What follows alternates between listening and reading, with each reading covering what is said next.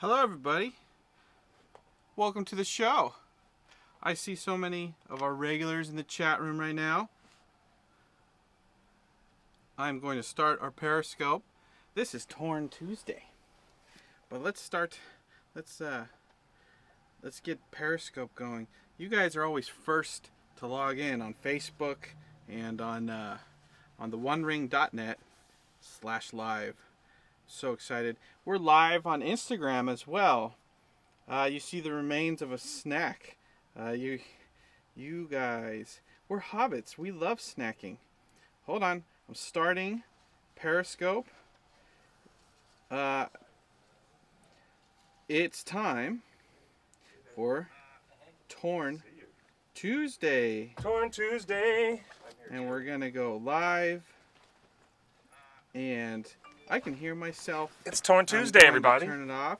So we'll introduce you in a second. So hello, everybody.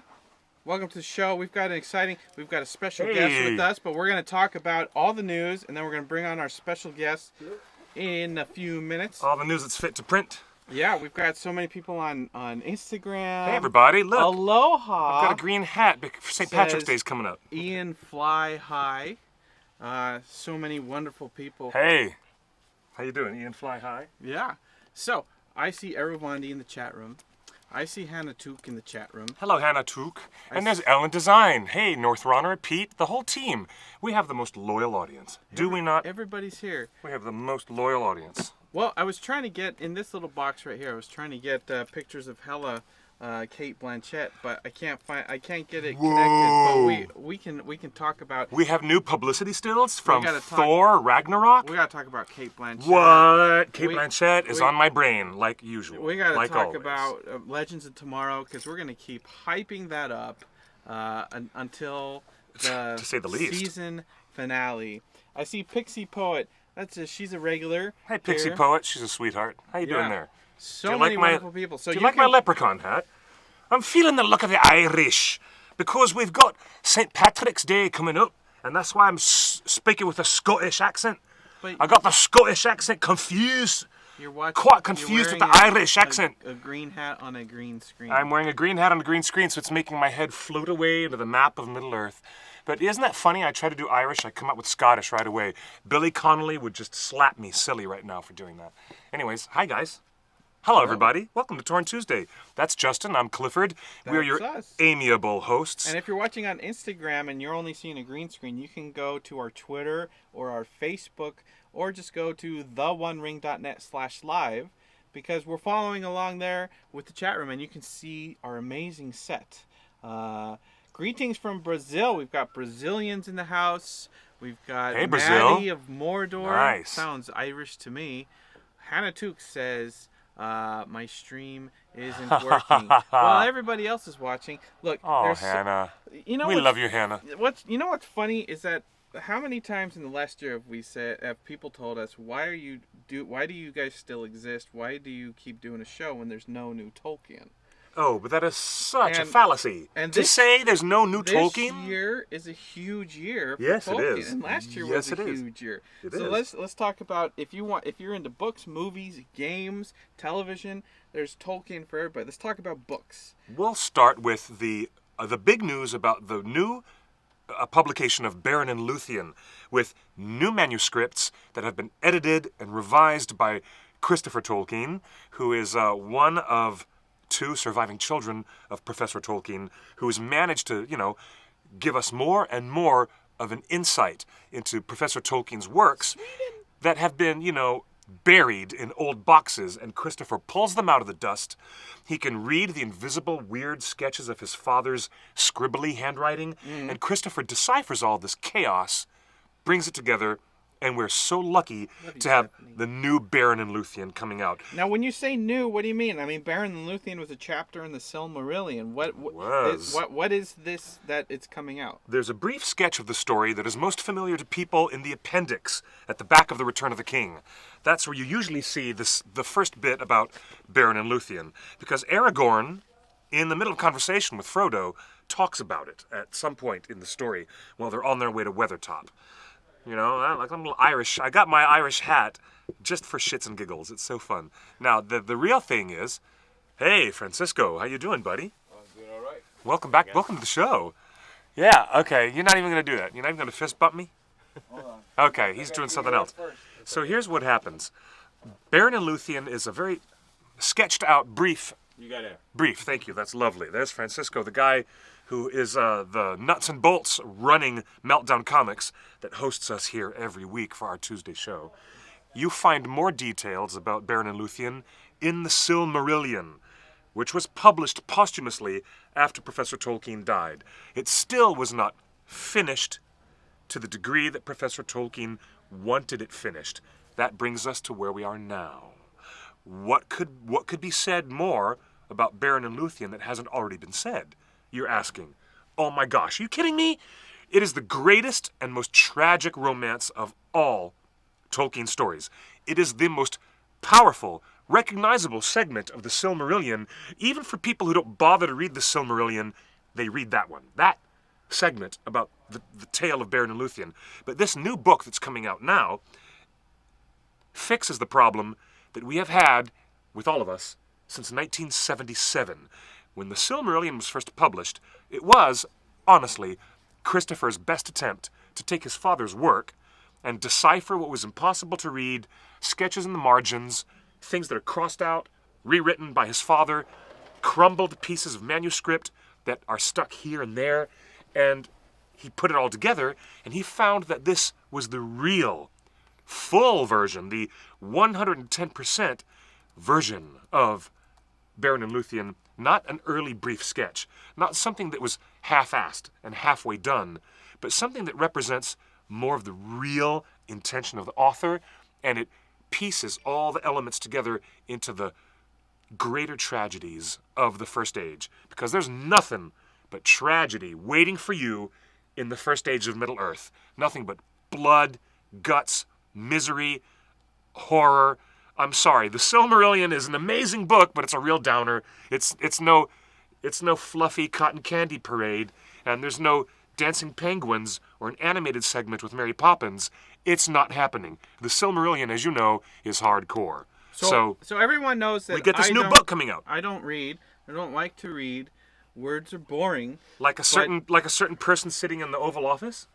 Yes, go ahead. He reads. He doesn't read. He reads. He's asked for his daily security briefings to be like truncated and have doodles in it for illustrations. He reads Breitbart. Yeah, that's about it. But the amazing thing about this new my gosh. Baron and Luthien book is that it is fully illustrated by Alan Lee. Holy cow. Wait, Oscar winner Alan Lee. Oscar? He won an Oscar? You need to stop that, man. You can't say just, Alan Lee. Baron and Luthien is coming in It's a new Alan Lee, book, the Oscar winner Alan Lee. and Oscar winner Alan Lee is it's a fully illustrated edition with brand new paintings. My gosh, as well it's beautiful. as some of his classics. It's Beautiful. How many pages do you think this book is going to be? I'm sure it's already listed on Amazon with how many pages, but Yeah. I wouldn't expect it to be more than 250. Really, that's just my So Amazon's got a broad guesstimate. a release date of June 1st. It's coming out in hardcover. Because it's been delayed, right? This is not a paperback. This is a new release. So this is a Right. hardcover release of Alan Lee's artwork supporting Baron and Luthien. It'll be on Kindles, of course, like that. Such an essential story. I don't know if any details... Yep, 288 pages. I was wrong. You were close. I was off by like 35 or 45 pages. But 288 pages. not bad, not bad. So 288 pages, guys. Alan Design says, okay, I might have to pick it up just for the Alan Lee drawings. I mean, that's the main reason to get it. Most of us already own the Silmarillion book, and we know the story. So, the fact that Alan Lee is providing new artwork and everything. Pixie Poet in Instagram says, I'm dying to read it. Links, please. Look, I can't post links on Instagram. You're just going to have to go to Amazon and search for Baron and Luthien, and it'll pop up. You can pre-order it on Amazon.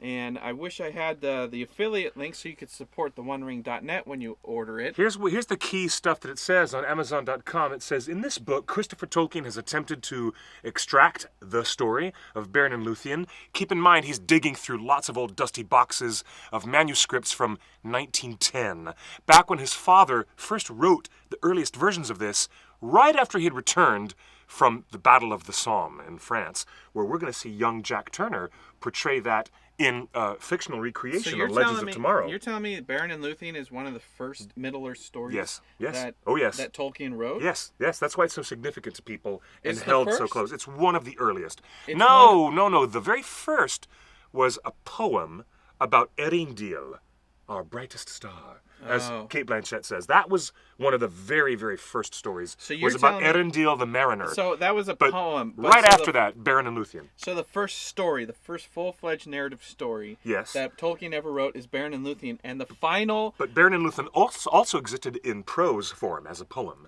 In prose and in poetry. I'm just thinking about, you're talking about a writing career of stories.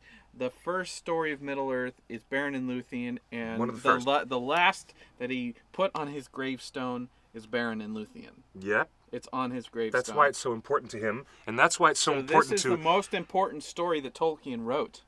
He was so enamored of his wife and was so inspired by her, she literally became his young muse when he was far away in a war-torn land, dodging bullets and bombs in the trenches of the Somme. And he was thinking only of his wife, Edith. Were they married at the time? The woman that he was... Or they were dating? He was forbidden to marry her, but he secretly married her... Before he went. Yes, I believe that happened before he went. There's an interesting comment from Seth. Speaking of books, just finished reading The Hobbit this week for the first time. Surprised how close the movies were compared to the cartoon. Next up, I'm going to read Lord of the Rings, which will probably take me 10 years.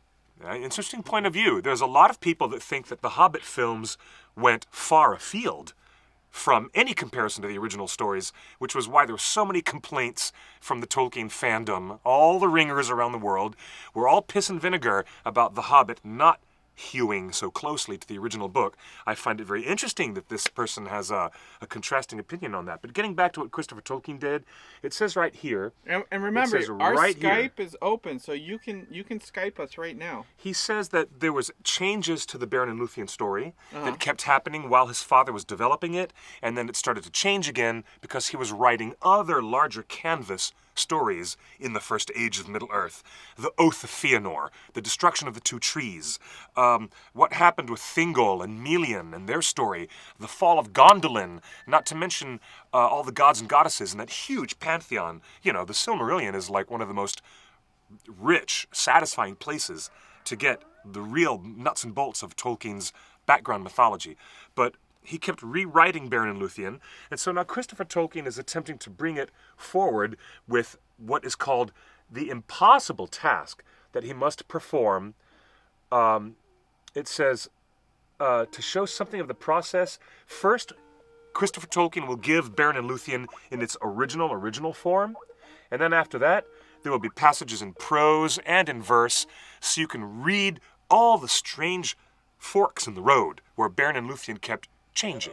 So you'll get the whole picture. What's your name? Where are you calling from? Who's that? That looks like Kieran, all the way from Wales. How you doing, laddie?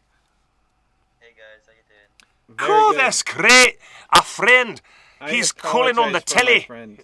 I apologize for my friend right now. He's quite rude when it comes to foreigners. It's our friend. He's calling on the telly. Oh, look, there's a penguin on the telly. So what brings you to the show? What's up, Kieran? Pardon? What did you say? I had a question, and... relevant to today's topic, I hope. Because you're the king of non sequiturs, Kieran. You are the king of that. I love you, man, but seriously. I said you are the king of saying things that are non sequitur. You do it all the time. So what's going on? Okay, well, I forgot what I was going to say now. It's coming back to me, okay? Okay, well, what... I'm sorry. Point the camera at your face, not your ceiling. I had a question, and like it's what was we talking about again? We're talking Beren and Luthien, the new hardcover with Alan Lee. Oh yeah, I remember now. Like, I was listening to a comment about how the Hobbit and how you said the Hobbit stories were more like the movies than the actual than the Lord of Yeah, the that was Rings someone in the chat story, room. That was Yeah. Lord of the someone's Rings comment in stories. the chat. Yeah. And I was wondering, like, why would do you reckon that it's to do with the fact that it's in the Hobbit is a later addition to the movie world compared to Lord of the Rings? Because in those days, like the way, because when Lord of the Rings and Hobbit books came out, it was a long time ago. But like the Lord of the Rings movies came out a lot earlier than before we had this technology to make the Hobbit movies. And do you think if the Hobbit was set like right after the Lord of the Rings movies were made, that they'd be more like the books? Okay. That's a Interesting good. That's a question. good question. We're gonna think about that. I'm gonna let you go off Skype so we can bring in other people. But we'll answer that in a couple minutes while we think about that. Okay. All right. Thanks for calling, Bye. Kieran. Bye. Awesome, guys. Look, that's a great question. I got to think about that because I know the answer. we've look. They talk about this in the DVD, right? That you know, Peter Jackson made a conscious effort to connect the books, the movies together, and Mm-hmm. adhere to the books as much as possible while still being able to connect the movies. The thing with the animated movies, this is really interesting. The thing with the animated movies is that it was three different movies were animated by three different groups and written by two different people and directed by three different people. So the animated movies, we're talking about The Hobbit, animated. We're talking about Ralph Bakshi's Lord of the Rings, and then we're talking about Return of the King. We're talking about three films They're made by not three made by different. two production companies. The Rankin and Bass production company Rankin and Bass is two, no, I'm sorry. Rankin and Bass is one but they're production two company. men that shared the load. No, they are one production company that always had one vision that worked together as one team. You can't split a production company by its individual parts like that. It's like saying, the guys who work at Pixar, like Pete Docter it's a Pete Docter film. You can't say it's not a Pixar film. Just because it's Pete Docter who All right, all made right, all it. right, all right, all right. You know what I mean? No, Rankin and Bass made The Hobbit and The Return of the King. They're one company. But Lord of the Rings came second. That is true. So That The is true. Hobbit came out, and then The Lord of the Rings came out by Ralph Bakshi, totally separate, and then Return of the King. And so there was no way to connect everything together and make it cohesive because it was three different stories told from three different perspectives from three different filmmakers. That's because the license was broken apart. Right. But So technically, it was two different filmmakers. So not it's three. interesting that Seth in the chat room, and to Kieran's question, why would the films be a better representation? Is because one filmmaker. I don't think we would have. I honestly think that we would have had an amazing film if Guillermo del Toro had stayed on it, and I really look forward to that. But I also feel that we wouldn't have had as much of a connective tissue to the Lord of the Rings. I feel like The Hobbit would have felt like a whole different movie. It was going to be. They were going to make some wild changes. Right. Yeah. So, so I think Peter Jackson made a conscious effort to connect it to. I just want to ask you a follow-up question to that. Do you feel that everyone knows that the Lord of the Rings trilogy won a bunch of Oscars for visual effects because it really pushed the boundaries of visual effects and special effects? 48 frames per second. Do you feel like The Hobbit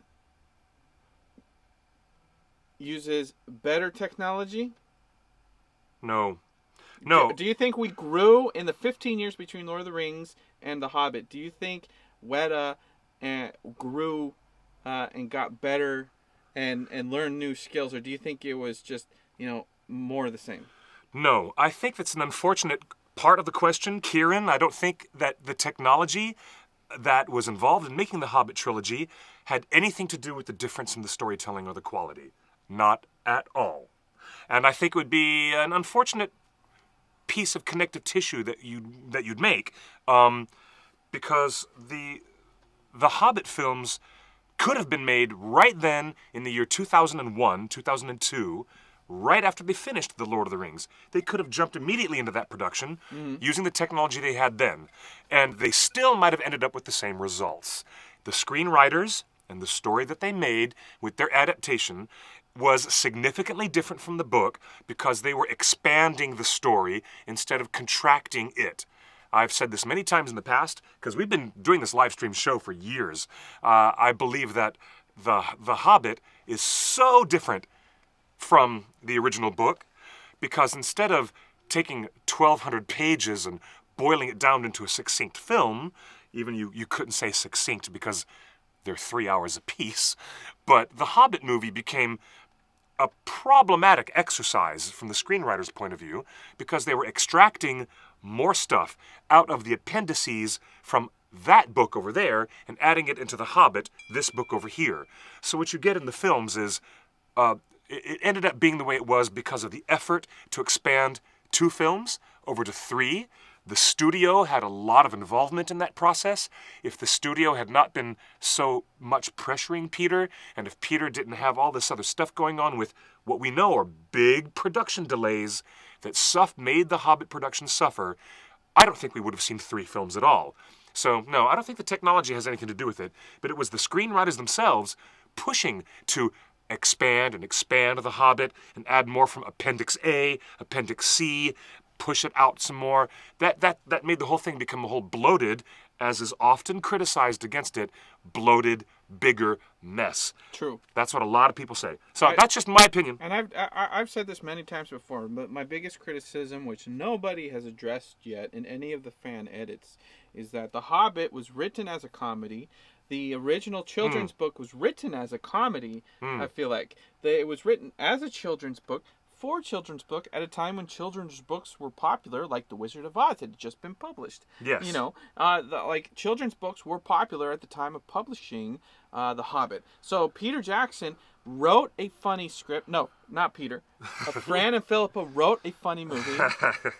Peter hired actors that are the funniest of the funny. Some of the best comedic actors in the world were part of The Hobbit. But you don't... Yes. Throughout the 3 films, there's no gut-wrenching chuckles. No, there's a few laughs here and there, but Peter was hell-bent on making The Hobbit change its tone and have its tone become what would be a fluid connection, because he was imagining future audiences watching those films 1 through 6, the way that George Lucas was imagining future audiences watching the episodes 1 through 6. I feel like the story, for good or for bad, story is written for comedy. The script is written for comedy. The actors were casted for comedy. The only comedy is an unexpected journey. That's right, and that's the only real comedy. The rest of it's not funny. If a fan editor went out and re-edited the Hobbit trilogy for comedy with, strategic timing and recutting a lot of the scenes for comedy, because comedy is as much editing as anything else. I think it would be more fun. Speaking of the Hobbit book, we're excited because what year is it? It's 2017. It is. And that's 7 in the end of the year, all year long. That 7 means that it's a significant year for Tolkien fans, because when was The Hobbit published? 1937. We are 80 years. 1937. 80 years. This is the 80th anniversary of the publishing of The Hobbit. Yes. The very first publishing. In September. In September, you can see the pictures of the first edition. Only 1,500 copies were made. Originally. 1,500 copies were made. All illustrations were done by Tolkien himself. Originally, yes, they were. So this Beren and Luthien book is illustrated by Alan Lee. So the original book was written by Tolkien, illustrated by Tolkien. I believe this is also meant to come out like 100 years after he first started drafting the story. This Beren and Luthien publication represents the centennial of the existence of the story from its earliest forms when Tolkien was just a wee lad. Someone was asking in the Facebook chat, how old is Christopher Tolkien right now? He is 92. Let me Google that for you.com. He is 92 years old. And he is... So we're going to be talking about that at WonderCon this year. Now we don't have an actual Yes, we are. date for our panel, but we've been told that we've got a panel assignment. WonderCon is going to be publishing that, I believe, later this week or early next week. But the WonderCon Anaheim panel schedule, which runs at the end of the month, March 31st through April 2nd, it's the first week of April. Yeah. We're going to have a panel, and we really want to dive into the 80th anniversary of The Hobbit. Oh, gosh, and yes. Because you Yes. you produced Ringer's Lord of the Fans, you looked at Tolkien fandom throughout all the years and all the decades. So I you did. can provide some color commentary on, what Hobbit fans were like in the 60s, in the 40s, in the 50s, and the 60s versus the 70s, 80s, and 90s, where most fans were now obsessed with a cartoon. For 3 decades. For 3 decades, Hobbit fans were all about the book. Yep. And then for 3 decades, 70s, 80s, and 90s, Hobbit fans were all about the cartoons. Yes, And now this is true. And now This we're is true. entering our 3rd decade with Peter Jackson's, and everyone's going to associate The Hobbit for the next 30 years. So after the 70s, 80s, 90s, then it would be the aughts, right? Or the noughts, rather. It'd be the aughts and then the tens. And I guess the next decade rolling over in 3 years we'll be in the roaring 20s again. Yes, Yeah. we'll be in the roaring 20s in just a few Leonard years, Nimoy's guys. favorite song, Wow. Leonard Nimoy singing Bilbo Baggins, was about The Hobbit. It wasn't about Lord of the Rings. It was about The Hobbit. So we got a lot to talk about at our panel. We're looking forward to seeing you there. It's going to be fantastic. Look, WonderCon's going to be an amazing convention. It's back in Anaheim this year. It's owned by San Diego Comic-Con, so it's one of the biggest cosplay conventions. There's so many meetups. Oh, God, with so many great people. artists, so many animators, like our guest we have here. We have artists, and God, the cosplay is off the charts. The cosplay. Holy cow. You cannot keep up with the cosplayers at WonderCon. Asking, is They're Christopher freaking Tolkien amazing, really right? currently working right now? Yes, Christopher Tolkien is the steward of the Tolkien estate. Christopher Tolkien works every day. He edited Baron and Luthien. He's 90 years old. 92. It's funny because when Tolkien was writing The Hobbit, he couldn't be bothered editing, and he actually asked his child, Christopher, to edit. So Christopher's first paying gig, and he was paid per error. He was paid per error that he found, remember? So Christopher Tolkien, when he was just a young lad, was paid by J.R.R. Tolkien to edit The Hobbit and find all the mistakes that were in the first printing. So Christopher Tolkien's first job, paid gig, was editing The Hobbit, and possibly, one of his last, he's 92, will be hopefully re-releasing The Hobbit. We would love to see an 80th anniversary version. I don't know if anyone's announced it, but there we will know, be. But we're getting Baron and Luthien this year, which is a new thing by Alan Lee, 80 years old. Look, well, I'm so excited. We are very excited. I want to answer our friend in Instagram, Owen. Hey, Owen, when are we going to have Orlando Bloom on the show? Anytime he wants. Or Vigo? Instagram him. Anytime he wants. Instagram him and tell him coming on our show. Tweet at Vigo's son. As for Billy Boyd, we've had Billy Boyd on this show so many times. We should get Dominic on the show. I've lost count. We have had, actually, our most frequent guest stars end up being Billy and Dom. Yeah, we have had Billy and Dominic over and over and over on this show. Speaking of Dominic, he was just on the Late Late Show with James Corden last night. Yes, he was. That was a hoot. Yeah, that was fun. Super fun. So that means he's promoting something. We should reach out to Dominic and I really want the inside scoop of how all of these pictures came together from Dominic's perspective. Oh yeah. That would be really fun. Hey, if you're just joining us, this is the OneRing.net Torn Tuesday. We do this every Tuesday at 5 p.m. Pacific from Meltdown Comics. You can see all the ways to chat with us. You can text us. You can call us. That's why my phone's blowing up. If you Skype us, we'd love to see you. You can Skype will show up right here, and we're getting text messages on the hotline. Again, the number is 530-64-FRODO. For Frodo, and it's a long question. That's a really good point, Adam. I want to acknowledge Adam McMillan in the Facebook chat. That is a great point, and we'll get back to that. Go ahead. First question is, Cliff, I wanted to ask you thoughts on Martin Freeman as the next Doctor Who. I have no thoughts on that. I think the next Doctor Who should be a person of color. I think it would be really cool to have someone who is Indian instead of Caucasian be the next Doctor. British Indian. Yeah, because if you want to get a really good curry, you need to go to London, right? So if you want to get a really good curry in another dimension, you need an Indian running the TARDIS. Or if you want to That's just hire me. Armando Bloom, like the New York Times called Armando Bloom. Armando Bloom. Hey, another question. I know this is off topic, but Weta's CGI in The Hobbit did not feel as real as Lord of the Rings. Example, when Arwen is riding the horse and Gandalf and Pippin are riding to Minas Tirith, that felt real. But in Battle of Five Armies, when Gandalf is riding the horse, you can tell he's in front of the green screen. Do you know why Weta's CGI wasn't as realistic in Lord of the Rings? I'll tell you why, and I know exactly. And Now, isn't that odd that 16 years later that the CGI shouldn't look as good as it did 16 years earlier? We've talked. You'd think. We have many friends that worked on these movies that have worked at Weta. We've even had a visual effects supervisor, Jim Rigel, who won the Oscar. Yes. For managing the visual effects for Lord of the Rings. Yes. Jim had a staff of, what did he say, over 2,000 artists working for him at one point on Return of the King. Yeah. So 2,000 artists, and he Wow. specifically said that he only hired Tolkien aficionados, Tolkien fans, and the reason is that by hiring real Tolkien fans, they would stay late. And they would improve the shot. He would literally sign off on a shot. Right. And Passion. He would. Artist passion. Yeah. Well, he's been Yeah. on the show. If you go to our YouTube archives, Yeah. Jim Rigel talks about how he would approve a shot. Peter Jackson would give the stamp of approval, the PJ stamp, the thumbs up, like approved, move on. Then later that night, the visual effects artist would go back and just tweak a little bit more, Make it better. clean it up, add a little bit more smoke, clean up those matte lines, and that's what made The Lord of the Rings so amazing. So you mean there weren't that many Tolkien hardcore ringer fans on the staff and crew of the Hobbit trilogy? No. Is that what you're asserting? Yes. Okay, that's interesting. So the Hobbit had fewer people working on it. The crew was smaller.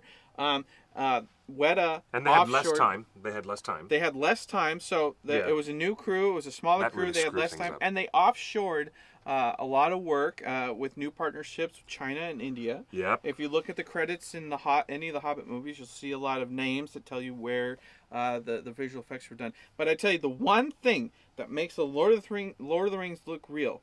There's many positions when you're doing visual effects. There's the guy that creates the skeletons. There's the guy that photoshops the skins. There's the lighting guy. There's the effects guy. There's the muscle. Like, these are all skills. That's why the credits have so many people. The one person that makes it look real Yeah. is the compositor. Compositing is the most important thing to make sure that it looks like the horse is not in front of a green screen. And compositing is basically... Instagram, you're watching us right now. You can see this green screen. You see, that's not real. There's no map right here. You guys watching at home, this is a green screen right here. But if you look closely, there's like little lines around Cliff. And if you look over here, you can see the shadow. See the shadow that's kind of messing up? See, this is called compositing. We're doing it real time on this show. This looks fake. This looks fake. Lord of the Rings, they would have to clean this up. Frame by frame. That corner of the frame, They would have to clean this up. They would have to clean up everything around our body. Like this hat, you're wearing a green hat. In the show, it does not look like a bright green hat. You're right, it doesn't. This is like my St. Patrick's Day hat, but look at this. So compositing is what makes the CGI look real. Compositing. Yeah. And The Lord of the Rings won awards, and I've talked to many people who voted at the Oscars. The Lord of the Rings won awards for visual effects because the compositing was the best they've ever seen. Every other movie since then, you can tell it's compositing. And that was a big challenge for them, especially with the motion capture performance of Andy Serkis as Smeagol/Gollum, because that was one of the biggest challenges, was to make the presence of this CGI creation feel like it was an organic presence with Frodo and Sam. Yeah. All right, now, hey, back to the question that Adam McMillan was pointing out just a few minutes ago. Yes. And I think that was a brilliant point. We don't need to scroll back and look at the Facebook chat because I remember what Adam suggested. One of the main problems with the script of introducing an elf and a dwarf having a romance or that kind of interpersonal relationship in The Hobbit took away all the shine off of the penny that is Legolas and Gimli. Because Legolas and Gimli have a unique dynamic, a very unique dynamic of how difficult it is for racism in Middle-earth to settle down enough for people to get along and work together for a common cause.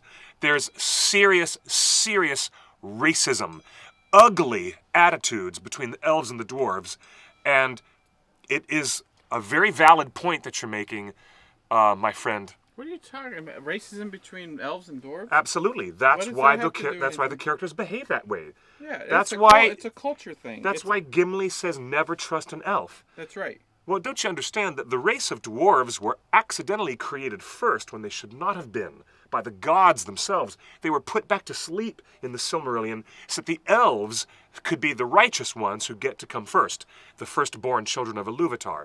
There's like 8,000 years of racism going back between the elves and the dwarves. Why do we start talking about that? I want to talk about what Northerner just said. No, let me finish my thought, please. The gentleman in the Facebook chat was really awesome, and I want to support that intellectual point. There is a problem with the Tauriel and Keely love affair in The Hobbit because it diminishes the more interesting impact, the real impact of Legolas and Gimli getting to learn to trust each other past their bias.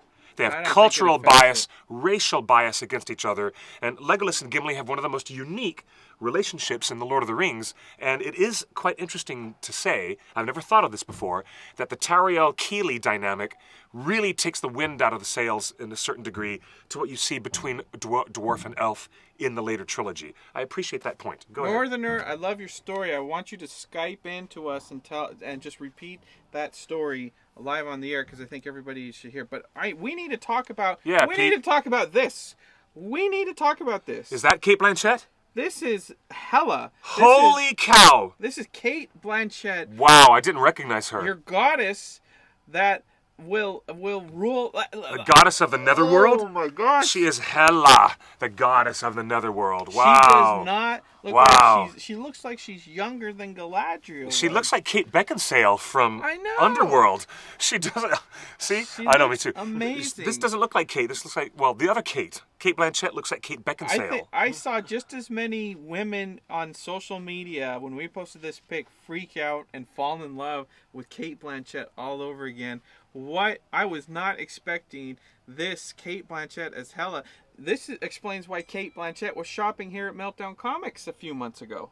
Yeah, she was. She was here at Meltdown Comics with her kids. Yes, totally. Asking for very specific issues of comic books. Hello, now we know Marfles. why. I see you, Marfles, and I acknowledge that point, Marfles. But yes, the jerks, the elves were such horrible, horrible douchebags. The jerks of the First Age. Yeah, the elves were total jerks to the dwarves, but that instilled and crystallized into a racial bias because there weren't any other races involved. So I just see the causality in that, Marfles. But yes. I am stunningly obsessed with this look, this picture. Yes, Cate Blanchett. Cate Blanchett is more beautiful than we've ever seen her before. She's on fire. She is so amazing. This is so perfect. Now we never get to see her be a villain. This is very rare for her to be a villain. Like in the comics, we don't know what the movie's going to do, but in the comics, Hela is the keeper of souls. I mean, she's kind of a bad guy, and this makes me want to see Thor Ragnarok. It really makes. And you know what? Of all the pictures that we just saw that they just posted of Thor Ragnarok, guess what they didn't show? Thor. Karl Urban. They didn't show Karl Urban? Karl Urban, who you know as our boy from Rohan, Éomer, the nephew of the king. Éomer, the leader of the Rohirrim. That's right. Is going to be in Thor Ragnarok. That we didn't get to see him. Oh. We get to see him in Star Trek all the time. I love Karl Urban. He is so awesome. Everything he touches is gold, especially the Judge Dredd reboot. I love Dredd. I love his TV show that he appeared on. And this is really, really awesome to know that he's expanding beyond the Gene Roddenberry universe and going into the Marvel cinematic universe. I'm so down. The more Karl Urban, the better. Skype He's just now. awesome. Yes, Pete, Skype now. Yeah, Skype with us now. Look, Thor Ragnarok, people couldn't believe that this was Cate. I can't wait to see this in action. She better be in the first trailer. Thank you, Elbs. I need to see this. And supposedly her suit glows green. So all those shiny parts actually glow green, and she has an amazing headdress that looks like oh man. I wonder if another Infinity Stone is going to figure into the plot It of has Thor to, Ragnarok. because they're leading up to Setting up the Infinity War. They're setting it up, right? Right.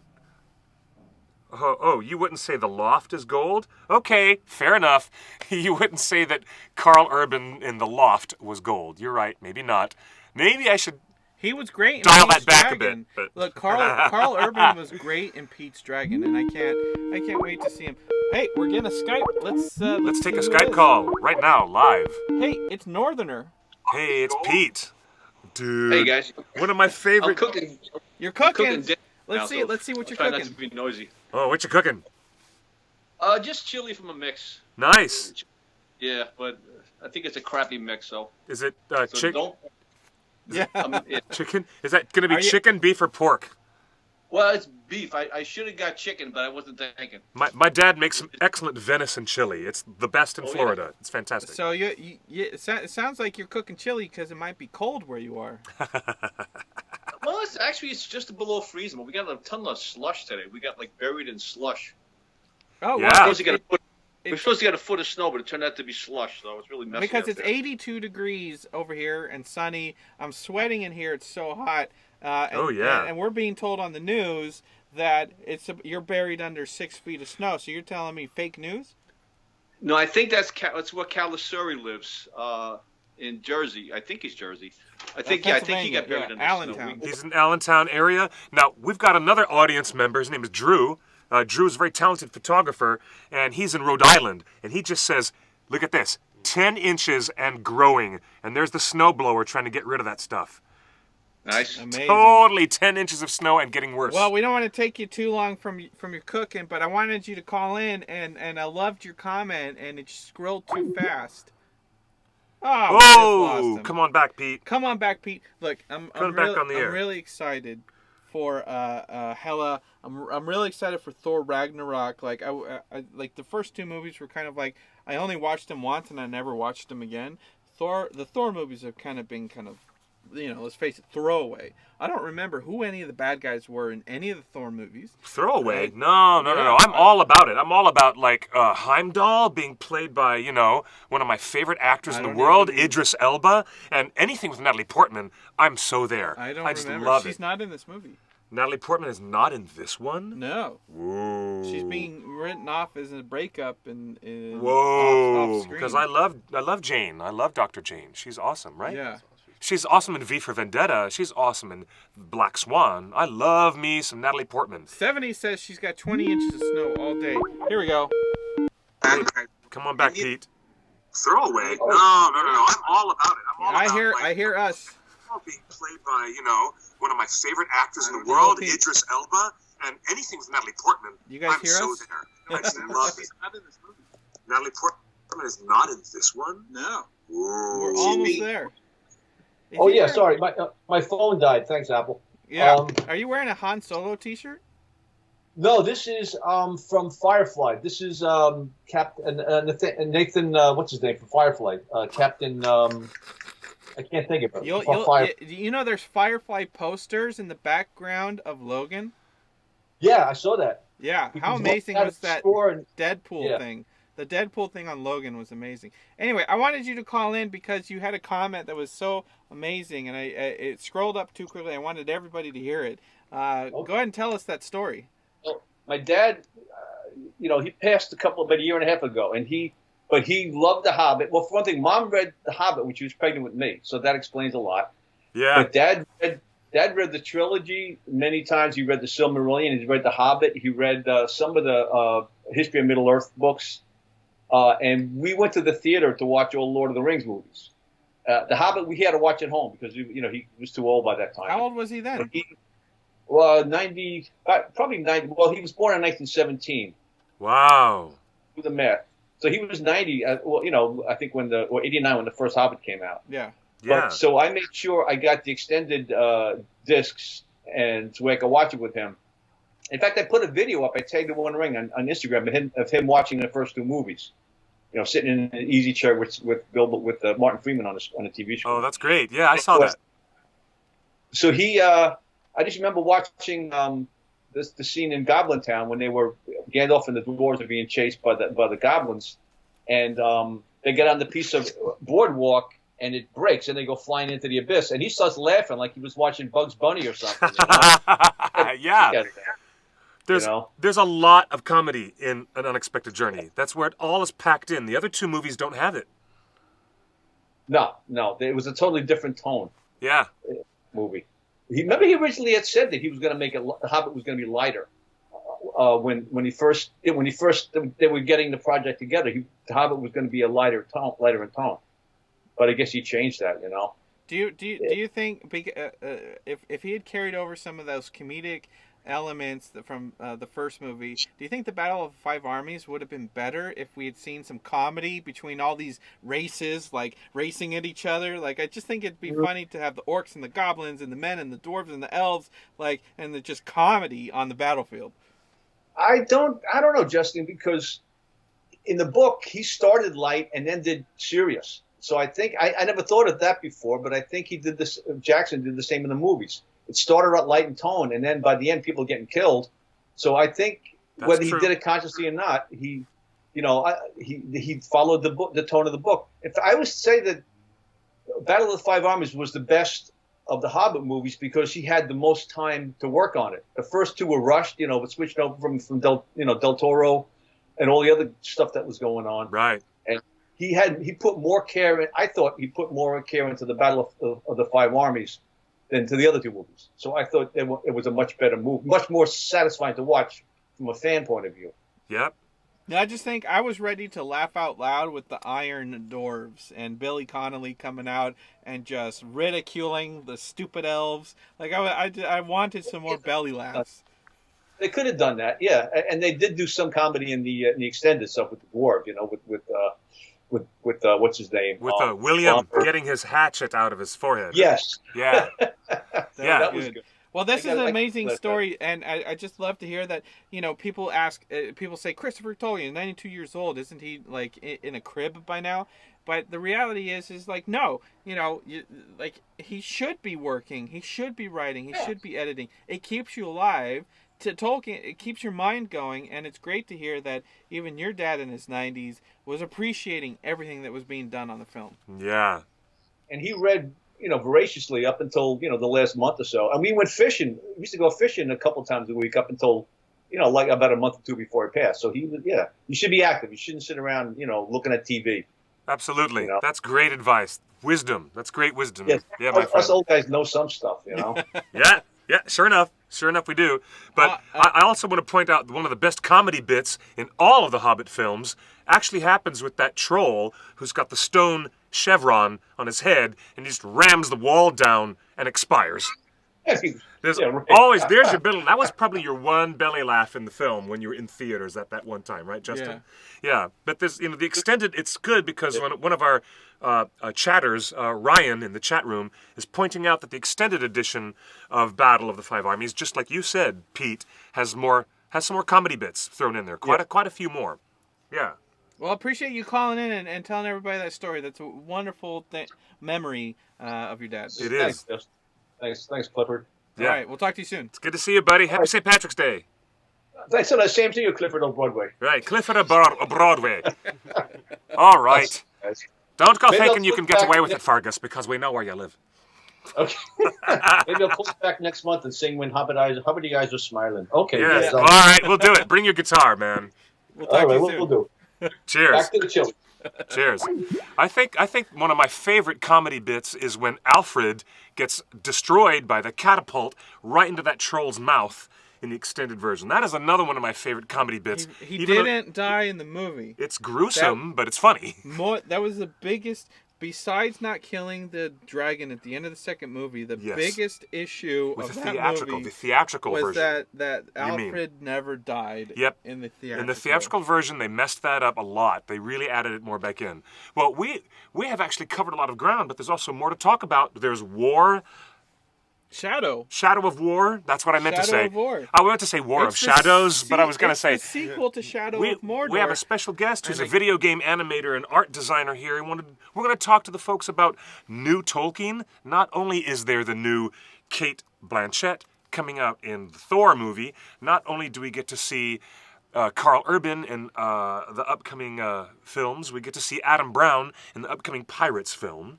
And we get to see Martin Freeman, possibly, as the upcoming Doctor Who. Good Lord, is it even possible that might happen? Well, swirling speculation abounds. But there's more new Tolkien coming out this year, not just our appearances representing the fans. TheOneRing.net coming to all the conventions around the United States. Dragon Con, C2E2. We don't know if we'll be at Dragon Con. No, somebody will. And also New York Comic Con, which happens later in the year, and then San Diego Comic Con, the big one. But also this year, aside from the highly anticipated publication in the summer of Baron and Luthien, here comes the sequel to Shadow of Mordor. I like Cate and Cinderella. A lot of people talking about Cate and Cinderella. She was the bad guy in Cinderella. I never saw that. Was that good? No, it wasn't. It wasn't good? I didn't like it. Oh, I didn't see it. No, and I think Beauty and the Beast is going to suffer the same issue where it's just too close. You know, that comes out this week. Yep. Oh, hey, Bill Condon directing Sir Ian McKellen. Ian McKellen is Cogsworth. Back together again. He's Cogsworth. That's right. Ian McKellen is Cogsworth, and who plays Lumiere? Well, that would be Obi-Wan Kenobi, the younger version. That would be Ewan McGregor. He's going to be... Ewan. Ewan McGregor. How would you say his name? Ewan McGregor. How would you say it? Ewan. I can't wait. So rumors are that he's actually already been signed up for a spin-off Obi-Wan movie. I'm so down for that. I'm so down for Ewan McGregor. Ewan McGregor as in his own movie. He's also got the golden touch, the Midas touch, like Carl Urban. I mean, even a movie that I generally would not like, The Island, I really, really like The Island. That's really... And Ewan McGregor is just getting ready to do the more publicity for Trainspotting 2. That comes out this week, too. Yes, Trainspotting 2 coming out. Ewan McGregor's got 2 movies coming out A lot of headlines. He's got Beauty and the Beast, where he plays Lumiere. Oh, Luke Evans is in Beauty and the Beast. He's the main guy in Beauty and the Beast. Thank you. He's the main villain. But how can you be a villain looking as good as that man? I mean, no one has such a broad chest as Gaston. No one has such a broad, hairy chest as Gaston. Right? Hey, Caroline, it's going to be a fun movie. I hope I can make it to Dragon Con. I hope to see you there. There's the thing that's holding me back from Dragon Con. They canceled the Tolkien track. Oh, that's a bad thing. And we've talked about that. Bad. We've talked about it a lot. The Tolkien track has been canceled and reabsorbed into general fantasy. Secondly, just before Dragon Con, there is an epic lunar solar eclipse. There's a solar eclipse coming across America. Oh, a big one. Look for Eclipse 2017. It is a once in a 65-year lifetime event. Huge solar eclipse, and it's going to be near Yellowstone. Wowzer. So are you making a special trip? I gotta go up and be a part of this once in a lifetime eclipse. So I think I will be in the wrong part of the country. But the eclipse. But yeah, so this weekend you can catch Ewan McGregor and I hope no one's planting a transmutation circle under the entire country of Amestris. Whoa, Full Metal Alchemist reference. Boom, I just threw it out there. You better watch out for the eclipse because all kinds of bad things happen. I'd hate to be on set for Beauty and the Beast and they're calling Ewan and Ian. And they're supposed to be best buds. Cogsworth and Lumiere. But it's the same word. Ewan. It's the same name, but cast differently. One completely English, one very Scottish in origin. So originally from Welsh. So they're both Ian. They're both Ian, but A1, Ewan... Anyway, they're going to be in it. And Luke Evans, I can't wait to see. I'm more obsessed with seeing Luke Evans, and I can't wait. But you know what? You've got a special guest. Why don't you talk about Shadow of Mordor or Shadow of War? Shadow of War in your face, ladies and gentlemen. Where are we going to have us? On the left and the right? Yeah. Oh, me over here? Yeah. Okay, me over here.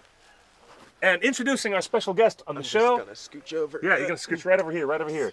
Ladies and gentlemen, it is Mr. Taylor Ash. No. Okay, here we go. Mr. Taylor Ash, world-renowned Los Angeles-based animator, artist, and illustrator. Me. Welcome to the show. Hi. Dude. It's good to be here. It's great to have you here. Yeah. Say hi, everybody's in there? Hello. Yeah, thank you, Pixie Poet. I get extra star. Is this Instagram? What is this? That's live. Hello. And there's that camera up there. Okay. Hello. Okay. And we're using this laptop right here to show people the picture-in-picture. This is where shit gets real in this video game. This game looks awesome, dude. It is so highly anticipated. We're going to talk for a few minutes Everyone says hello, hey. We've Hi. got people around the world. We have Chile, Ecuador. We have really good people in Wales, London, world. people staying up late.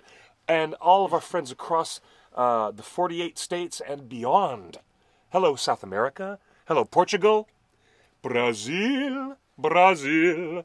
We're going to do a Carmen Miranda musical number Oh, good. right now. I practiced for that. Funny. Where's your fruity hat? Where's the hat with the fruit on top? See, there was fruit on top of this, but it fell off. I'm walking down Hollywood Boulevard, so I'm pretty sure the fruit stand lady has it now. But at least I know it's gone to something good. I've got a tickle and a cough. Hey, Scotland. Finland. Whoa. Oh, that's far. We've got Finland. I went to visit Finland at Wow, one point. you guys are Sweden? I love Sweden. I've been to Sweden. I love Stockholm. I've got friends from... we have a really, really good friend of the OneRing.net. We're going to give a shout out to our boy in Göteborg. He is running the LOTR project. He's really, really awesome. Everyone says hi, Taylor. Hi. See, there's the Ustream chat. There's Facebook. There's Ustream, Facebook. Oh my God, it's my good buddy Jeff Scott from Napier, New Zealand. Hello. And from Serbia, Ivan. Whoa, Ivan is staying up till 5 in the morning. And there's one of our sweetest souls. There's Lynn Griffin, right there. Hi, Kaylin. Oh, wow. I can't believe it. You guys are fantastic. Argentina loves you too. So everybody, let's talk. Give us a little bit of your resume. Let's talk about some of your influences as an animator, as an illustrator. Tell the folks at home what you're about and where they can find you. Hey, guys. Okay, Because so... Ash is up in this mother, and that's where you're going to find him on Instagram and on Tumblr. Yes, it is at Ash Up in This Mother. That's right. All one Ash word. up in this mother. There it is. See? Ash up. In, as in like inside, opposite of out. This, as in the word this, and mother. Ash all up in this mother, up in this house. That's me. So, yeah, we can find you on Instagram and Tumblr. Instagram and Tumblr mostly, yeah. I'm on Twitter too, but like it's kind of vacant. So Big fan of regular show. thank you. You got the guys to sign. You got the creators of the show Yeah. to sign your sketch. Yeah. What was it? A couple of months ago, we went to Burbank, the Burbank Marriott, and they were screening the final episode there. And J.G. Quintel, like half the storyboard team, and like all the not all, but like 2 of the voice actors, Marlene and his name escapes me right now, but the guy that plays Rigby. Oh, yeah. Yeah, I met JG right after, and then I met the guy that plays Rigby as well, because JG is Mordecai. Pixie Poet says, I love your Rigby shirt. Oh, thank you. And It's awesome. burning. So, top 5 cartoons on air in America right now. Top 5. Go. In America, right? Quick. Okay. No, Gravity I'm not going to trick you with like European animation. Let's see. Top 5 American animated shows on right now. What's on? That's on right now. It's too bad regular shows coming off the air. Regular show is already, unfortunately, off the air. Well, there's reruns, but like, Yeah. They still hold up. Like, it still holds up. You can go back and watch it. There's regular show. Top 5 Beyond the Garden Wall. Yeah, that one was great. Steven Universe is in my top 5. Steven Yu, definitely check Okay. that out. If you guys are still into it, there's Adventure Time. Oh, hell yeah. yeah. I'm still into Adventure Time. Yeah, keep watching the time. Adventure Time, guys. It's getting real. There's going to be a movie that should wrap up the thing. Friends taking pictures of me. Yeah, that's your friend. He can come in and sit on the couch and be Yeah? on. You want me to go get him? No. He can hear us out there because Okay. we're on out there. Oh, If he okay. wants to, you can come in and sit on the red couch. Yes. I'm gonna tell him that, like, hello, if you're listening out there, we're in the middle of Meltdown Comics, and we have this really beautiful studio, right? That's right here in the middle of the comic book store, and so out there, this is so funny. So go ahead, what's your top 5? Finish off your list. Oh Jesus! There's Star versus the Forces of Evil, which is a Disney cartoon. My mouth is a little dry. Do we have any water? We don't. But gonna break Star, this. that was the one that's caused all the controversy recently. Which one? Star? Yeah. What's the full title of the show? Star versus the Forces of Evil. Star versus the Forces of Evil struck a big controversy because there was male on male, same sex That's right. kissing Okay, in a yes. background shot that wasn't even the main characters. No. It was just a background shot. They were just background people. Yeah, and a lot of because a people- romantic song came on during the prom. It was like it's the homecoming dance or something. Yes. And so everybody turns and gets during a slow dance, which is kind of a funny gag. Yeah. But it's a throwaway gag. It's almost like the people having a hissy fit because of the allegedly gay moment in the upcoming live-action Beauty and the Beast. Is that real? Yeah, there's well, we'll see. I haven't seen the film yet, but anyways, so finish off. You've got one more show to mention on your top 5 animated shows. I will say Gravity Falls, but Gravity Falls ended Falls. last year, and it ended on a great high note. It was one of my favorite cartoons on Disney until Star, and now Star is. Yeah. And Yeah, like definitely like beautiful artwork, a great cast. It's good stuff. Yeah, like Yeah. Gravity Falls. Yeah, that was that 5? That was do I yeah. need more? Okay. Do you want more? I mean, I could. Well, I go mean, on. we're in the world of television animation with your experience and with your connections, and we're also now talking about the video game. Okay, we're gonna start this live chat over again. Oh, no. Yeah, we're gonna go live again. Oh no. Let's go live again. We're gonna start live video. Yep, there we go. Bringing it back because hey, the funny thing is we only get 1 hour. 1 hour. Oh, did it cut off? And has it been 1 hour? Instagram has a 1 hour time limit. Huh. So we're going to restart that stream for Instagram. Everybody else is still with us. But hey, from Medea, Pennsylvania. Hello there, Caroline. Nice to see you. So what do you think? Everybody's coming back to the show. Yay, welcome back. Hello. Welcome back. We Apologies love for you. that. Welcome back. Now, these animators have a tough job making Yeah. this game for Shadow of War. Yeah, Right? yeah, Look yeah. at this design. I mean, what do you think? That is one of the better aspects of the success of the game. Aside from this amazing engine, the Nemesis engine, Yeah, Nemesis. right? Yeah, Now, that I was- mean, Shadow of Mordor really, really knocked it out of the park with its character and orc generals, the designs of their. Don't you think it was a good? Yeah, Yeah. like I just saw like a little snippet of it of like how the game engine's supposed to like learn like Yeah. Skynet. That's like some Skynet shit right there. But Totally some Skynet stuff. Hey, we love you, Pixie Poet. Thanks for being on the show tonight. But yeah, like I saw Argentina. the snippet of it and it looks amazing. Like I didn't even know it was a Lord of the Rings game. I didn't look at like any advertising name. I just like this game and how amazing it looks. Right. And then I see the gate in the background of Mordor. And is then that I'm like, recognizable holy film element? I was like, yeah, this is these are what the games look. What? What? Yeah, it looks pretty awesome. And Dude, yeah, it's a triumph of design. Now, I mean, well, I'm gonna be able to go in here now and see you guys. We're showing the folks at home. Let's go in and take a look at another image from Shadow of Mordor. Okay, this is one that everyone has been looking at up close and personal. Look at this, guys. There he is. There's our lead character. He is the ranger. This guy? Yeah, the ranger who dies. I forget his name, but I'm gonna look it up real quick. he's the same guy from Shadow of Mordor. Yeah, that's Okay. right. And the spirit of Celebrimbor goes into his body and makes him a wraith and gives him wraith powers. Oh, that's awesome. It is to a game player point of view, but the controversy has to be addressed. You guys, first and foremost, this is the OneRing.net. We are a Tolkien website, and we're going to talk about the main concerns of the Tolkien fan audience.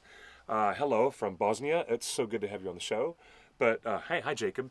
Check this out. We're live on Twitter, on Ustream, on Facebook Live. We're live on theonering.net/live, which is a special event page.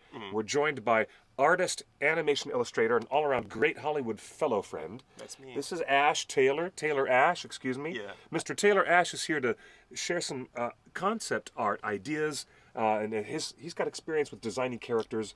What do you do, starting off from a design point, to make a character work in a fantasy world? Well, basically, you just have to.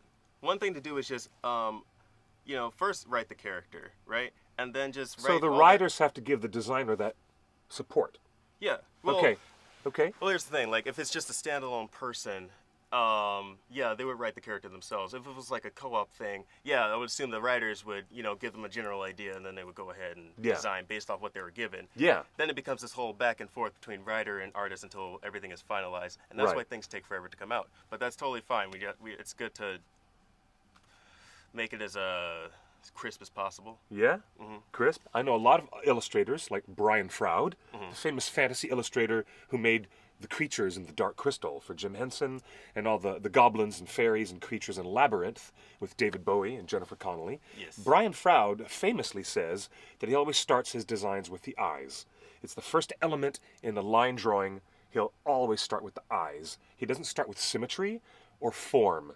He'll start with an eyeball. He'll always start from there and work his way out. And other artists have different, ideas about how to approach that. Yeah. If you're saying great character design comes from a writer's support for what the illustrator's trying to make, that's awesome.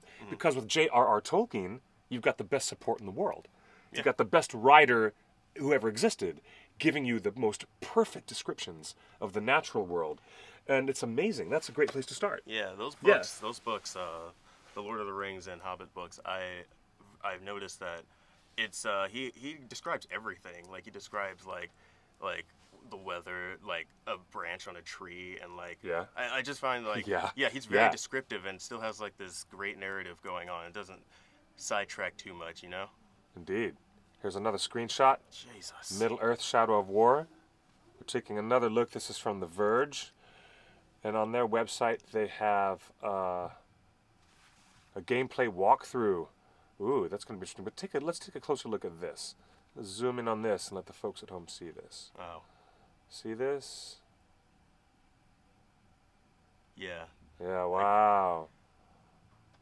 Oh, zooming in on that. Oh, yeah. See where I'm going? Wow, folks, take a look at that. This is fascinating. Look at that. These are structures that were not designed for any film, architecture that may not be familiar to anyone because these are locations that have not been shown in Middle Earth yet. What do you think of this? I mean, it's all supported by Tolkien, but the criticism that's been brought against the producers of the game is playing fast and loose with what is the spiritual system, the actual cosmology behind the spirits of the dead, how they behave, and where they go after death. And a lot of people, are rightly criticizing that this type of storytelling in the video game is awesome to play, but it feels a lot less the way that Tolkien originally feels when you read it, because they are playing fast and loose with the spiritual system. True that. And it's become like a really, really big argument. But no one can argue with the beauty of these designs. Yeah, these are Look at this. awesome. Oh, yeah, we're going to go find some more. Now you said one of the controversies was the vision of that wasn't like the same as like how people think Tolkien wrote it. It does not. It does not. It does not. The instances that make the game happen, which is, it has been correctly written about by other people as being a power fantasy, a power revenge fantasy. Celebrimbor is so pissed off at Sauron for his betrayal that he comes back from the dead to inhabit the body of a mortal man. Get it? Yeah. And gives him and bestows upon him powers. This never happens in Tolkien.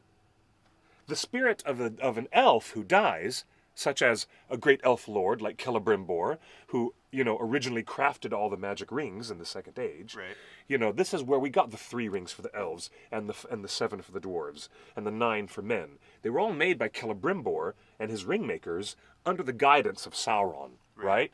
So the idea that that Celebrimbor would break the rules of going off to his afterlife, where he's supposed to go, according to the Silmarillion and what we know from what Tolkien tells us, the spirits of elves don't linger around. They go to the halls of Mandos, where they await a future doom. So a lot of fans are pissed off that the video game is representing a complete bit of what they call quackery. It's a complete reversal of the way the metaphysics in Tolkien's real legends work. I see. But it does provide the video game everything that it needs for the story to take place. That revenge from beyond the grave, that is so powerful, Celebrimbor can, as a spirit, can infect a dead human mortal man and give him wraith powers. That's really blurring the lines, according to the critics, of what Tolkien wanted. What do you guys in the chat room think of that? Jean Bourgeois says, elves can't really rise from the death, right? Since their spirits go on to Mandos' halls. That's right. See, that's part of it. Now, what do you think? You may not be as deeply into the metaphysics of Tolkien as I am, but still, the video game succeeds because it gives a big, breathing power story that fuels a video game. You have to have that. Yeah. You can't have a video game built around something so pacifistic. It's called war, Shadows of War, Shadows of Mordor. The shit gets real, like I just said a few minutes ago, right? You get to take it on with orcs and control these generals in Mordor and it's fantastic. That sounds amazing. It is amazing, but I mean that's why the game is so popular around the world, Mm-hmm. and that's why we're seeing a sequel, the second video game in this franchise. Take a look at this. Everyone's like, "What is he doing? Riding a dragon?" Okay, there's this image on this website. We're going to show it to you, and it has him literally riding a dragon. Let's load this up and let the people at home take a close-up look at this. This is never, this is just never mentioned in Tolkien, ever. But anyways, what do you think? It's a bit over-exaggerated. Eravandi says it makes my eye twitch slightly. I don't consider myself a Tolkien purist since I liked the Hobbit movies so much, but the Shadow of Mordor goes too far for me. Pete, who was just talking with us on Skype, Pete says in special cases, elves and people come back from the dead, like Glorfindel, Beren, and Luthien. Yeah, Pete, that's a very interesting point to have been made. Now, here you go. Joshua Ball says, in the Bright Lord DLC, Sauron specifically tells Celebrimbor that he's banished from death and that their lives are now intertwined. Yeah, very interesting. Well, there are moments that contradict what you think is the common lore, and I brought this copy with me of Tolkien's letters because people are citing an argument that Tolkien made in letter 120, saying that he didn't want other people to go and play around in the sandbox. You know what I mean? Yeah. And this is where the video game makers and designers who work in your field get to create new characters, create new situations within this existing lore. Are you cool with that? Or do you understand that the counterpoint is that there's a lot of possessive fans who feel like they have some kind of ownership over Tolkien and that it shouldn't be played fast and loose with? You hear this in Shakespeare circles sometimes as well. There are Shakespeare purists. They don't like you playing around with the original words and intention of the great bard. What do you think of this? Yeah, I think just that's the argument entirely. Like, there are the purists that, like, love the original, like, love everything, like, that, they were first introduced to it, like, its purest form. And then, on the other side of the coin, there are the people who don't really mind it as much. Yeah. Honestly, like, at the end of the day, it's a video game that is adapted from this world of this story. And, we were making a game, like, for game designers, the first thing to think of is, like, how do we make this fun? Cool. Now we have to put a skin over it. The skin is the Lord of the Rings game, yeah, and the world that they built for this game. So, like, I guess it just matters, like, what kind of person, like, would approach it. Like, the purists are angry because it's not true to them. Mm-hmm. But I think it's just the designer's vision alone from what they were given. Like you said, like, you get enough information through Tolkien's work, right? Yeah. Because he describes everything. Yeah. So, even going off of that, everybody sees things like, everything sees things in a different way. They certainly Everybody has their own, like, when you're reading the Lord of the Rings books, you might have the same, like, a different, like, visualization of what I see. Yeah. You know what I mean? Like, we're reading the same story, but the way how we see it, build it in our heads, which is what the designers do, but, like, they build it physically. Yeah. It just matters, like, from person to person, and I guess, like, the majority is the majority, which are the purists, like, just don't agree with what the game designers decided on. Right on. Yeah. Right on. Well, this is where the rubber meets the road, ladies and gentlemen. We're talking about Shadow of Mordor, and there are people in the chat who said, Corbin, I appreciate this, Corbin McBride says, I played Shadow of Mordor. It may not be pure Tolkien, but I loved exploring Mordor. I'm sure the geography, and seeing the Sea of Nirn. Yeah, the inland Sea of Nirn. It's a very, very big inland lake. Mm-hmm. But Jean Bourgeois asks, another thing I'm wondering is how the Ranger in the video game world could get wraith powers, quote unquote, wraith powers from Celebrimbor. Would that even be possible? I don't understand it. I really don't. The wraith powers are not something that I think are conveyed like a tactile, kinetic thing. Like, here, I'm going to hand you the book or hand you the football, and now you have the wraith powers. You know what I mean? And then you hand them back to me. Now I have them. I think you've only become a wraith when your physical form has stretched itself so thin, the way that Bilbo describes himself, like not enough butter scraped over too much bread. That's exactly how Bilbo says, I'm feeling thin and stretched by the power of the ring. The ring was exerting enough power on Bilbo after all those 60 years of him holding it, and it was doing it to Gollum as well, that it would eventually make you wraith-like, and you would leave the physical world and dissolve into the wraith world, where Sauron held his control over this amazing Horcrux, because that's what the ring was. Yeah. Number much. one Horcrux in the story. And there was only one. And that's right. That's right, J.K. Rowling. There was only one. See how easy that Only was? one. Thank you. Right. You're funny. I love that. But Professor Tolkien, never said anything about wraith powers being conveyable. But if this mortal human, the ranger who dies in this video game, if he dies and he's not completely dead, and if some metaphysical trigger has happened that has become the conceit of the way they've written this video game, then by all means run with it. I guess if you're going to run with it, go for it. Have some fun and let's explore Mordor, as long as the distinction is made right here on this show and in front of all of you people watching us, as long as this distinction is made that it's not really Tolkien, okay? As long as we know it's not really Tolkien. It looks and breathes like it's under the trademark of Tolkien, but it's not Tolkien. Take a look at this, guys. Here you go. Yeah, I know. Proudly serving Shadow of Mordor wallpapers. Oh, wow. Here's some Shadow of Mordor wallpapers. Look at that. That's very wallpaper-like. There you go. That is very wallpapery, isn't it? Yeah. All right. Shadow of Mordor wallpaper, you guys. All right. Northrunner says that wraith powers would probably come from Morgoth, if anybody, or Sauron. Drew in Rhode Island says, for game story and design, I think they need creative leeway to make the game interesting for people to want to buy. If it is well done, though. Very good point. Very good point. As long as, and they have succeeded, Drew, in that regard, they've made it so interesting. Game players have wanted to explore the farthest reaches of Mordor for decades. For decades, they've wanted to explore Mordor. And they only got to do it within this video game. And so that's one of the strong success stories of video game design. Lord knows there have been other Middle-earth video games that did not succeed in the marketplace. Not the way this one has.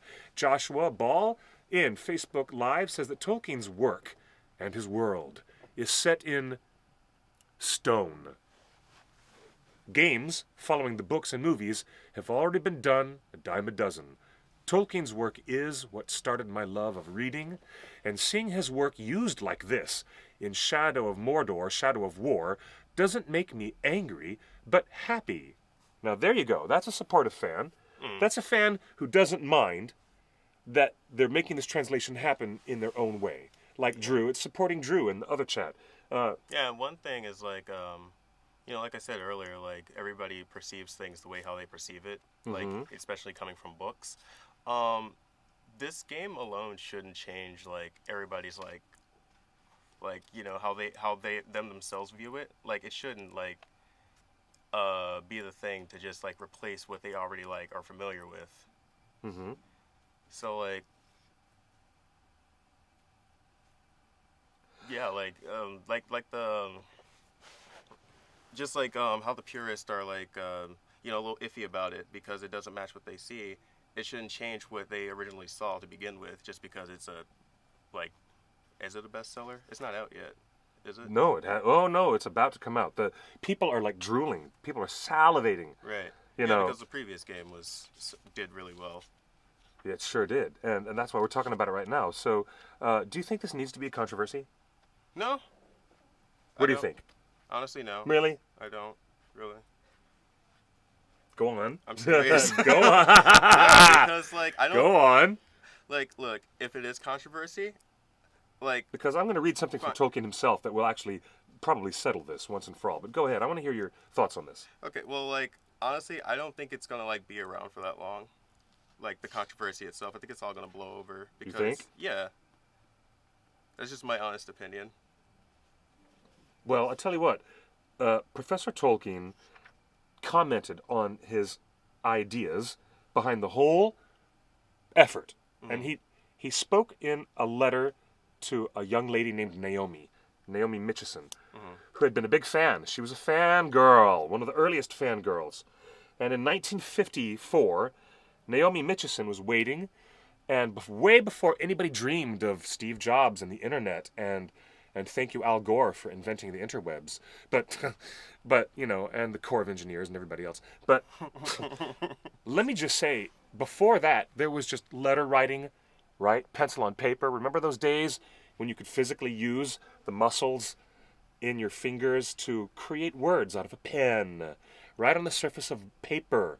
I know it's really manual, and all you millennials are looking at me like I'm, Thank you know, God for email and smartphones. oh my God, this is like, I know I sound like a talking grandfather clock, but do you remember in the days, way back when? Where you had to lick a stamp. I know, we had to lick a stamp? Yes, exactly. Exactly, dude. Do you remember back when, you know, we had to write on paper? So Naomi, and bless her heart, I love fangirls, and I can't believe that it took this long, now in the year 2017, that people have been acknowledging fangirls in the presence of female fandom. But it was there from the very beginning. In 1954, Professor Tolkien wrote back to Naomi Mitchison because she had stacked a bunch of, like, you know, inquiries to him about the first 2 volumes of The Lord of the Rings. The Return of the King had not been published yet. Guys, it's April 1954. Everybody in the world has read The Fellowship of the Ring. That was published. It was a huge success. The Two Towers had been published, and everyone wanted more. And they were waiting and waiting, and there was publication delay after publication delay for the 3rd and final volume, and it was all Professor Tolkien's fault. He delayed himself, because he was trying to put together pieces of the Silmarillion that would go in a chunk in the back of the book and become the appendix, the appendices. Oh, I see. And then he was asked by the publisher to draw maps of all of Middle-earth, and so Tolkien had to take that task. And then he had to rewrite and fix things. At the same time, he was teaching classes at Oxford and grading papers and dealing with his students and living his life. So all this was happening. In the meantime, while Naomi Mitchison was waiting for The Return of the King, she couldn't wait any longer. She wrote actual letters to the man, and he sat down and wrote a freaking 8.5, 9-page mega letter. It goes on and on and on. And in that famous letter, it's published in Tolkien's Letters. Hey, hello, Brummy girl in the United Kingdom. How's it going? Look at that. Hey, Trevor. We're taking a look at the letters of J.R.R. Tolkien, where he writes back to Mrs. Mitchison. And he actually got her on board to help him as a correspondence editor. And she was looking at page proofs for the first. It was just so fantastic. And she wrote with a number of questions. And he says, I want to say I've been so rude and ungrateful for me to have not acknowledged you. It's the first thing he says. He says, I've been so damn rude. You know, he didn't say that, but he was just so kind to her because she'd been writing letters to him. She was a big fangirl, and it was so amazing. So deep within this, in this multi-page letter, he talks about the 2 types of elves, the elvish language that is either Sindarin or Quenya. He talks about the differences in his cosmology between this and that and that. It's a really, really, really detailed, and he says further to the point about whether he was trying to create an overall mythology for England. This is where there's a constant reference to this, and he talks about working with his son Christopher. He's like, these have been drawn from my less elegant maps by my son Christopher. So all these new maps were redrawn by Christopher. He had his little kids redrawing maps of Middle-earth for him. It's fantastic. So let me find this right here, and I'm going to tell you this is really kind of cool because he says what he says, and it's going to be so worth it. As soon as I find it, I got to find it. Anticipation. Yeah, I totally got to find it. But he says, here you know. You know what you have in the back of this book? You have a handy-dandy index. Why should I fart around when there's actually an index that tells me exactly what I'm trying to find? This is before Control F. Yeah. Scope. He talks about the scope of his overall world being something of a larger canvas for other people to take their hands and their artistry towards. You see what I mean? Yeah. Yeah, he directly addresses this, and I hope it gives some people some perspective. But it's actually going to be found on page 145. See, I was totally in the wrong place. There it is. So this is where Tolkien kind of sets the record straight. All right. He says, "Do not laugh, but once upon a time, my crest has long since fallen." He's talking about an early ambition when he was just a kid, like starting off like right after the war, when he was in his early 20s, and he was at the youngest, like what you'd call underdeveloped early ideas of what he wanted to do. He had a lofty idea. He says, "Don't laugh, but once upon a time, I had a mind to make a body of more or less connected legends, ranging from the large and the cosmogonic, which includes deities, gods and goddesses, creation myths, and larger metaphysical fabric myths, okay? As opposed to the mundane ones that tell earthly stories, right? So he's describing that he wanted to have some of the legends would range from being large and cosmogonic, some down to the level of romantic fairy story. The larger founded on the lesser, in contact with the earth, the lesser drawing splendor from the vast backcloths, which I could dedicate simply to England, to Mother England, to my country. It should possess the tone and the quality that I desired, somewhat cool and clear, but redolent of our air, the clime and the soil of the Northwest, meaning Britain and the hither parts of Europe. Not Italy, not the Aegean, and still even less from the East. He wanted it to have this air of Northern Europe. You know what I mean? So that's why he kept appropriating Nordic runes that became part of the Dwarven alphabet. That's badass. That, What's that say? yeah, it says ringers. Ringers. Huh. Yeah, this is my Dwarven tattoo. But Tolkien's Dwarven alphabet was drawn from a Nordic alphabet. His Elvish languages were drawn and influenced by existing Northern European languages from Finland and Wales, and Old Anglo-Saxon, Old English. So Professor Tolkien is basically describing how Eurocentric he wanted all of his legends to be, specifically Eurocentric. Not influenced by Italy or Greek or the Aegean or the Mediterranean or anybody from the Eastern mythologies that come from the Near East, the Middle East, or the Far East. He's saying my ideas was to have my English legends have the smack and the flavor of England at all times. And when he lays this stuff out here, that really puts the perspective on it about why people are the way they are and the way the things go the way they go in Middle Earth.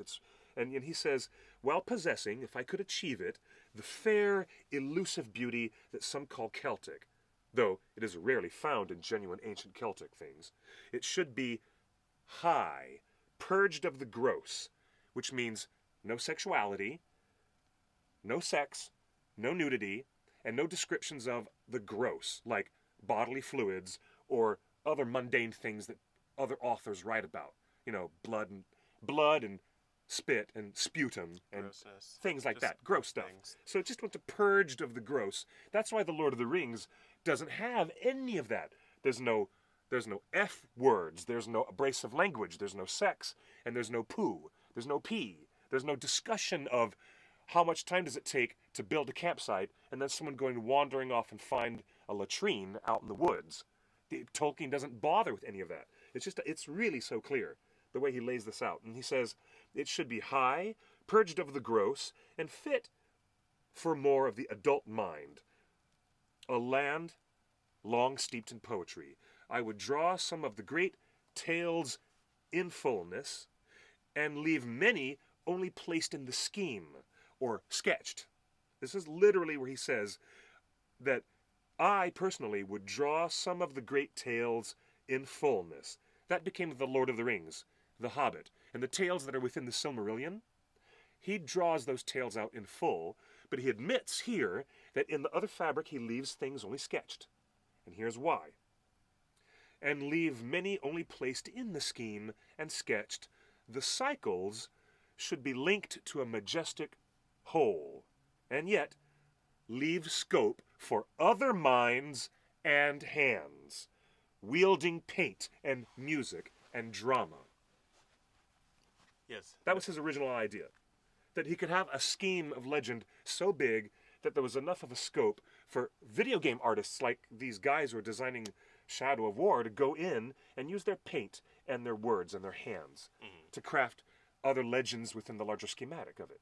So I think that Tolkien himself said he originally envisioned that. But then, right after he describes all of that, he says one more word. He says, absurd. Absurd. He is self-deprecating enough and making a joke at his own expense, thinking, what a lofty, rather overreaching thing for a young writer to think of. You know, do you think that's a bit overambitious for a young writer in his 20s to be thinking on that level? Yeah, He, very ambitious. Professor Tolkien, he confessed in this letter, he's confessing that that's one of the first things that was on his mind, was creating all of this. And to have the canvas be larger enough for other people to apply themselves. But then he cancels himself out in a funny way and says, it's absurd. Hey there, Ellen Design. Time for you to go. Good to see you on the show. It's really, really good to have you on the show, Ellen. That's fantastic. Yeah, did it freeze? No, it hasn't frozen. No, it better not have frozen. So, but we're getting near the end of the show. But this is where Tolkien says that, you know, that kind of mythology should have enough room for other artists to live and breathe in it. What do you think? Yeah, I mean, like, the world itself is already, like, super expansive, so anybody who would want to, like, actually visit that would obviously imagine, like, something bigger, like, on their grand scale of how they view things. Well, there's also the thing that that the Tolkien estate is very much protective of Tolkien, and that's why they don't allow adaptations of the Silmarillion to be made by other filmmakers. Because they don't, because they wouldn't be able to, like... They're protecting the legacy of Tolkien's work. Yeah. Because they think that, you know, unlike these elements of The Hobbit and The Lord of the Rings, that, you know, when Tolkien was alive, he sold off the rights to everything. You know what I mean? And, I mean, not everything within Lord of the Rings, everything within The Hobbit, those rights are sold. And Tolkien estate no longer has control of them. Who do they sell it to? A guy named Saul Zaentz, who produced One Flew Over the Cuckoo's Nest with Jack Nicholson, and he produced Amadeus in the 80s, and a lot of other Oscar-winning films. The Mozart movie. Yeah, the Mozart movie. Yeah, and Saul Zaentz was the producer, and he created a little company in Berkeley, California, called Tolkien Enterprises. That's going to confuse everyone, but there's the Tolkien estate, which is the literary estate. But Tolkien Enterprises, they have the rights that they sold to these video game developers, or that they licensed. And that's why we have Shadow of War right now, because they're still playing out this video game license within the existing Tolkien Enterprises ownership of Lord of the Rings world, and that means what's in the pages only of Lord of the Rings, and what's in the pages only of The Hobbit. Now, Joshua Ball says in the live chat, Shadow of Mordor, according to the developers, takes place between The Hobbit and The Lord of the Rings, in that timeline, following the return of Sauron to Barad-dûr after he was banished to Mordor through the actions of the White Council in Dol Guldur. That's true. That is true. It is set in that timeline.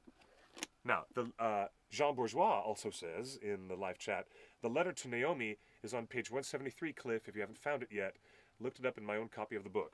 Yeah, you know what? I might have different page numbers, but yeah, there's quite a few letters to her. And here's another letter to Naomi Mitchison, 173. That's letter number 144. Yep, found it. It's right here. So thanks for that, guys.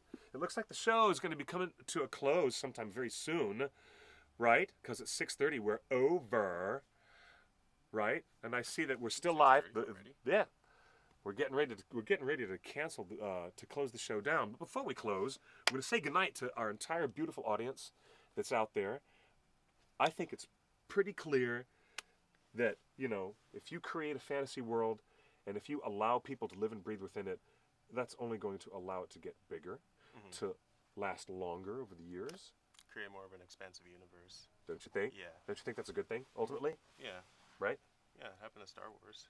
It can happen in Lord of the Rings as well. It can, but only within Lord of the Rings and only within The Hobbit. Cliff, before you go off the air, did the dragon scarf get there in one piece? Oh, we're going to have to open this. Here it is. Yeah, what is that? Yes, this is our gift. We didn't open it live on the air yet, but thank you, Eravandi. It is here, and we're going to open this up next week live. And have a good night, Drew. I hope you have a good night without power. They just shut your power off in the middle of Rhode Island. He's under, like, Oh, no. feet of snow, the poor lad. Stay safe, everybody. To our friends who are across the country, it's wonderful to have you. Thanks again for joining us. And to my good friend Taylor Ash, thank you, buddy, for No coming problem. live on the air. Thanks for having me. Yeah, anytime, man, anytime. We're going to show more of your artwork next time. Okay, I'll have And more. thanks for being with us, everybody, in the chat. Good night. Iravandi, you're a blessing. Thanks for being part of our audience. We'll open up that gift next week. And you guys, if you're going to find us on Instagram, on Twitter, at The One Ring Net. You can find me, personally, at QuickBeam2000. And, yeah, that's right, Justin owes you a tour. Where can we find you? Oh, yeah, you guys can find me on Instagram at Ash Up in This Mother. It should be right below me.